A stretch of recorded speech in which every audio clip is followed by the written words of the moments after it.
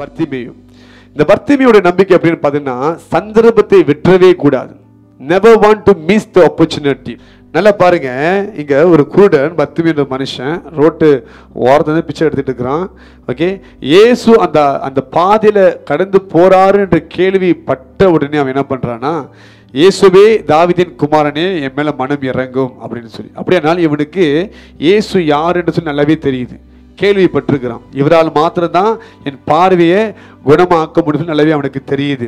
அப்ப இயேசு அங்க கடந்து போகும் பொழுது, தாவீதின் குமாரனே மனம் இறங்கும் மனம் இறங்கும் என்று சொல்லி அவன் சத்தமா கூப்பிட தொடங்குகிறான். ஹல்லேலூயா.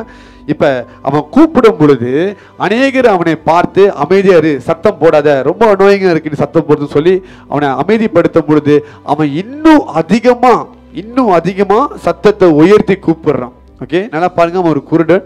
வருவம் பொருளாம் அவன் மண்டையில் அடிக்கலாம், தட்டலாம், அவனை மிதிக்கலாம், ஜனம் கோவப்பட்டு அவனை அடித்து சாக அடிக்கலாம். ஓகே, அவன் மேலே ஒரு 10-15 பேர் ஏறி என்ன நடந்துருக்கும், கண்டிப்பாக அவன் செத்துருப்பான். ஆமாம் இல்லையா? இந்த மாதிரி ரிஸ்கெலாம் இருக்குன்னு தெரிஞ்சு கூட அவன் என்ன பண்ணுறான்னா, இன்னும் சத்தத்தை அதிகமாக உயர்த்தி உயர்த்தி இயேசுவை கூப்பிடுகிறான். அவன் மைண்ட் நினைச்சுன்னா, இந்த நாளை விட்டால் வேற நாள் எனக்கு கிடைக்காது. அவன் நினைச்சிருக்கலாம், இந்த மாதிரி இயேசுக்கு தானே இருக்காரு, எங்கே போயிட போறாரு. நீ நிறைய பேர் சர்ச்சுக்கு எப்படி போயிருப்பாங்கன்னா, சர்ச்சுக்கு தானே இருக்குது, அடுத்த சண்டே கூட வந்து பார்த்துக்கலாம், அடுத்த வெனஸ்டே கூட பார்த்துக்கலாம் அப்படின்னு இருப்பாங்க. ஆனால் இவனுக்கு தெரியும், இன்றைக்கு இயேசு இந்த பாதையில கடந்து போறான்னா இது என்னுடைய நாள். அதனால என்ன பண்றான்னா, சத்தத்தை உயர்த்தி உயர்த்தி கூப்பிடுறான். அவன் மைண்ட் நினைச்சுன்னா, I don't want to miss the opportunity. சந்தர்ப்பத்தை விட்டுறக்கூடாது. இது ஒரு வித்தியாசமான ஒரு நம்பிக்கை, பிடிவாதம் இல்லை. இன்னைக்கு நான் விட மாட்டேன், இன்றைக்கே நான் பெற்றுக்கொள்ளுவேன், இன்னைக்கே அதை நான் வாங்கிக் கொள்வேன், இன்னைக்கே என் அற்புதத்தை நான் ருசித்து பார்ப்பேன் தீர்மானத்தோட பிடிவாதமா அதை கேட்டு வாங்கிக் கொள்கிறான். அப்ப இதை நீங்க புரிஞ்சுக்கணும். இது ஒரு நம்பிக்கை எப்படின்னு பாத்தீங்கன்னா, never want to miss the opportunity. சந்தர்ப்பத்தை விட்டுறக்கூடாது. அநேக முறை நம்மளுக்கு எப்ப அற்புதம் நடக்குமோ, எப்ப கர்த்தர் நியமிச்சு வச்சிருக்காரோ அப்பதான் நம்ம அதை மிஸ் பண்ணிட்டு உட்காந்து இருப்போம். அன்னைக்கு மட்டும் பர்த்திமேயு சொன்ன மாதிரி, இன்னைக்கு ஒரே உடம்புலாம் டயர்டா இருக்குது, உடம்புலாம் அடிச்சு போட்ட மாதிரி இருக்குது, நான் கொஞ்சம் படுத்து தூக்கிட்டு நாளைக்கு என் ஷிஃப்ட்டுக்கு நான் போறேன்னு சொல்லி போயிருந்தேன்னா இயேசு கடந்து போனதான் மிஸ் ஆக்கி இருப்பான். அதான் சொல்றேன், ஒவ்வொரு நாளும் பசி இருக்கணும், தாகம் இருக்கணும். கர்த்தர் உன் நேரம் வரும்போது கரெக்டா உனக்கு நிரப்புவார். நீ என்னைக்குமே வராம வந்து ஒரு நாள் 2 மணி நேரம் நடந்துருமா உனக்கு? சொல்லுங்க, என்னைக்குமே நீ வரமாட்ட, ஒரு நாள் வந்து நின்று நடந்துருமா? நடக்காது. எவன் ஒருவன் ஒவ்வொரு நாளும் ஆவலோட வாஞ்சியோட காத்துட்டு இருக்கிறானோ அவனுக்கு நிச்சயமா அவன் போர்ஷன் கிடைக்கும், அவன் பங்கை கர்த்தர் நிறைவேற்றுவார். It shows your zeal, it shows your love for God. உங்களோட அன்பை அங்க வெளிப்படுத்த முடியும் இது மூலியமா. சில பேர் ஜெபிக்க வந்து அப்படியே வெக்கப்படுவாங்க, ஐயோ வெக்கமா இருக்க சொல்றது. சந்தர்ப்பம் கிடைக்கும் பொழுது விட்டுறக்கூடாது. You must not lose your opportunity. Hallelujah. சில பேர் அந்த வல்லமையை அப்படியே கண்ட்ரோல் பண்ணிக்கிட்டு, இல்லை வேண்டாம், ஆளும் தப்பா நினைப்பாங்க. அப்புறம் உங்க வலி வேதனையை நீங்க தான் கடந்து போக போறீங்க, மற்றவங்க யாருமே உங்களுக்காக கடந்து போக கிடையாது. You have to bear the pain. Hallelujah. அப்ப உங்களோட பங்கு வரும் பொழுது அதை நீங்கள் பெற்றுக்கொள்ள வேண்டும். Hallelujah. அன்னைக்கு பர்த்திமேயு மாத்திரம் ஐயோ மானம் போதே, இல்லை நம்மளை கத்துறாங்களே, நம்மளை ஸ்டாப் பண்ற நினைச்சிருந்தேன்னா அன்னைக்கு அவனுக்கு அவன் பார்வை அடைஞ்சிருக்க முடியாது. மற்றவங்க என்ன சொல்லுவாங்க, என்ன நினைப்பாங்க, உங்களோட பங்கை நீங்கள் பெற்றுக்கொள்ள வேண்டும். பக்கத்தை பார்த்து சொல்லுங்க, உங்க பங்கை விட்டுறாதீங்க. சந்தர்ப்பம் அமையுதுன்னா நீங்க அதை யூஸ் பண்ணிக்கணும். பர்த்திமேயு மாத்திரம் உயிரோட போய் இருந்தானா, இப்போ உயிரோடு என்ன பண்ணியிருப்பான்? அப்படி கேட்டு பாருங்க போயிட்டு, அன்னைக்கு நீ எப்படி எவ்வளோ வெக்க இல்லாமல் கத்திட்டு கிடந்த கேட்டா, என் பாடு எனக்கு தான் தெரியும்னு சொல்லுவான். என் வாழ்க்கை ஒரே இருட்டா இருந்துச்சுன்னு சொல்லுவான். எனக்கு எதையுமே பார்க்க போக முடியாது. நான் எவ்வளோ கஷ்டப்பட்டு பிச்சை எடுத்தாலும் எவனாவது ஒருத்தர் திருட்டு போயிடுவான் அந்த காசை. நான் எவ்வளோ சம்பாதிக்கணும் கூட எனக்கு தெரியாதுன்னு சொல்லுவான்.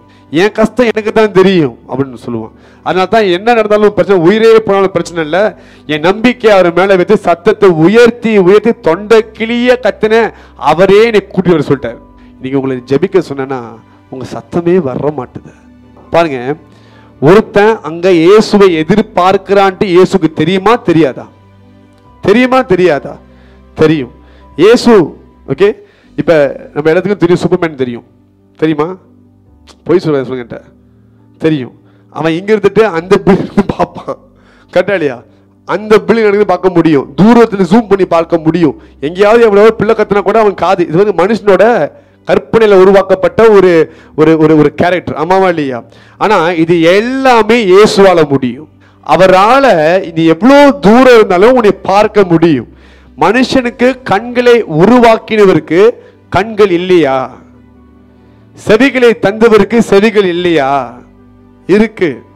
அங்க நடந்து போகும் பொழுது, அதாவது இங்க உட்கார்ந்து இருக்கிறான், இங்க இந்த இடத்துல உட்கார்ந்து இருக்கிறான், பிக்சர் இருக்கிற எக்ஸாம்பிள் தரேன். ஓகே, கடந்து போகும் பொழுது இன்னும் கொஞ்ச நேரத்துல இவனுக்கு கண் பார்வை வரும்னு தெரியும். அவன் கேள்வி கத்த ஆரம்பிச்சா கண்டிப்பா விலகி இருக்கும். அப்பயும் வந்து போயிட்டு இருக்காரு. அவன் தொண்டை கிளிய கத்துற வரையிலும் ஏன் தெரியுமா அங்க வந்து போன தெரியுமா? என்ன நினைக்கிறீங்க? நம்ம பார்க்கிறோம் நம்மளுக்கு ஒரு ஃபெய்த் லெசன் கத்து கொடுக்கிறதுக்காக ஆண்டவர் செஞ்சாரு இல்ல. The more louder his voice is, the more he opens the heaven toward himself. உன் குரல் எவ்வளவுக்கு சத்தமா இருக்கோ அவ்வளவுக்கு வானம் விசாலமாய் திறக்கப்படும். ஏன்னா ஆதியில கர்த்தர் சகலத்தையும் வார்த்தையினால் உருவாக்கினார். இந்த வார்த்தை அப்படி சொல்றது, the word is more than a sound. சகலத்தையும் கர்த்தர் சொல்லி உருவாக்கினார். மனுஷனுடைய ஜெபம் சத்தம் இல்லாமல் இல்ல, சத்தத்தோடு பிறப்பிட வேண்டும். அவன் தாவீதின் குமாரனே மனம் இறங்கும் அப்படி சொல்லும்போது அதான் ஜெபம். That is the prayer. Son of David, have mercy on me. அவனுக்கு தெரியும் இயேசு he is a son of God ன்னு தெரியும். ஆனா ஏன் son of David தெரியுமா?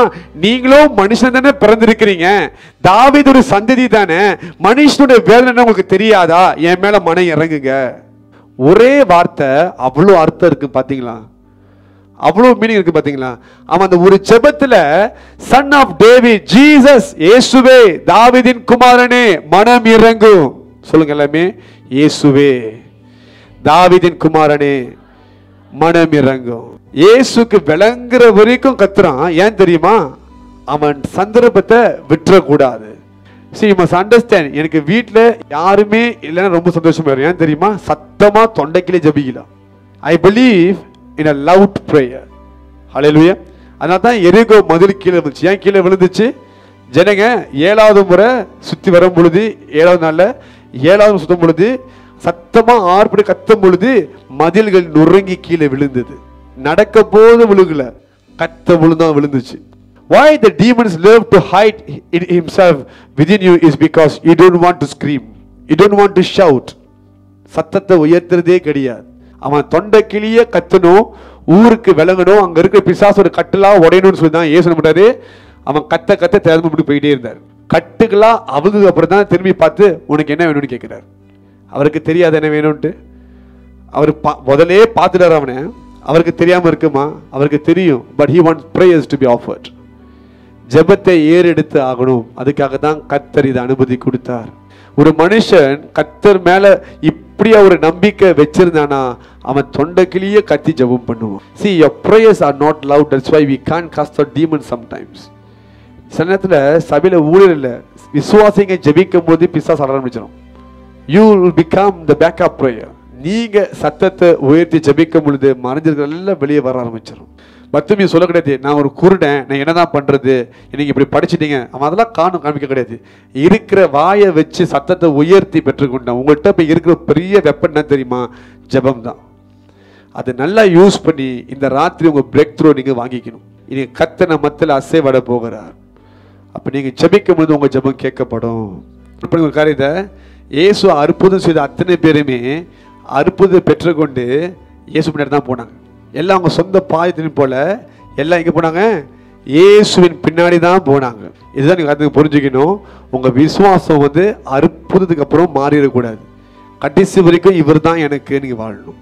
ஸோ இன்னைக்கு ஆண்டு உங்களை பார்த்து கேட்குற, உனக்கு நீங்க என்ன செய்யணும்? What do you want God to do for you? Hallelujah. நீ கர்த்தர் செய்ய வல்லவராக இருக்கிறார்.